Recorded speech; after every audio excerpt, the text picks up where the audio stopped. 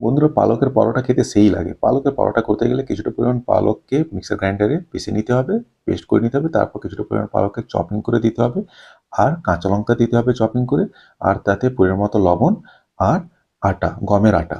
এটা দিয়ে কিছুক্ষণ ওটাকে মিক্সড করে রেখে দিতে হবে ২০-২৫ মিনিট। তারপর এগুলোকে এরকমভাবে ডো তৈরি করে নিতে হবে। তারপর বেলন দিয়ে এটাকে নিজের ইচ্ছেমতো বেলে নাও। তারপর উপরে একটু ঘি দিয়ে চারদিকে মেখে নিতে হবে। উপর থেকে একটু ময়দা ছড়িয়ে দিতে হবে যাতে জড়িয়ে না যায়।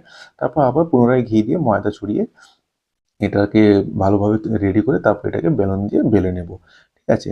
তারপর এরকমভাবে বেলন দিয়ে একটা, একটা করে বেলে নেব। প্রথমে তারপর একটা ফ্রাই প্যানে তাওয়াতে জাস্ট ড্রাই প্রথমে এটাকে ফ্রাই করব। একটু এদিক ওদিক ফ্রাই হয়ে গেলে তারপর উপর থেকে ঘি দিয়ে দেবো যতটা পরিমাণ তুমি ঘি খেতে চাও। তারপর এটাকে তুমি তোমার পছন্দের যেকোনো জিনিস দিয়ে খেতে পারো। চিকেন কষা দিয়ে খেতে পারো, মটন কষা দিয়ে খেতে পারো, কোনো সস দিয়ে খেতে পারো, দই দিয়ে খেতে পারো। তোমার যেটা ভালো লাগে। বন্ধুরা, ভিডিওটা যদি ভালো লাগে অবশ্যই ফলো করবে। Thank you.